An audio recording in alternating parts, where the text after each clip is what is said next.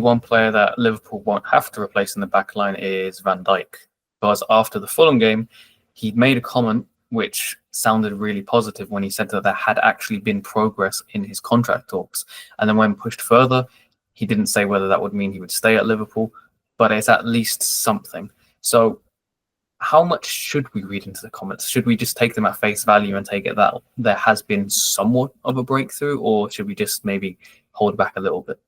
No, I think Virgil's always been very honest when we've spoken to him this season about where things are up to, including, kind of knocking it down, the idea that, it's basically signed. And, I know that rumor was doing the rounds for a long time, that people suggesting it was already done and it was being kept under wraps. He completely shot that down to us when we asked him about it. So he has been honest all season. So if he's hinting that there's been a breakthrough there, then I absolutely willing to take that at face value. And I think it's good news. And I'd also say that I think there's been confidence for a long while around these two contracts on the basis of, obviously Liverpool are kind of projecting that confidence privately, but also I think we've spoken about before the idea that he just can't afford to let them go. I mean, we're talking about question marks over the front line. Okay, we do have to replace Mo Salah as well, your most reliable creator and goal scorer going into next season, or do you have to, at the back, do you have to somehow replace the best centre half in the world? Liverpool can't afford to be able to have to do that on top of everything else they've got to do this summer. So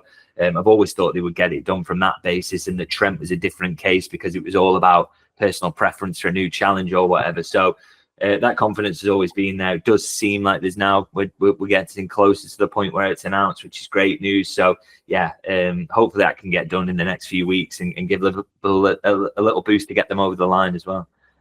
Is this something that would only be announced after the title win? Because if the indications have suggested for a long time that Van Dijk will stay, but obviously until that confirmation comes, it's going to be a topic of discussion. And maybe once it's confirmed that Liverpool are Premier League champions, maybe then it will be the time to actually say, or actually agree a deal and just say that Van Dijk has signed a contract.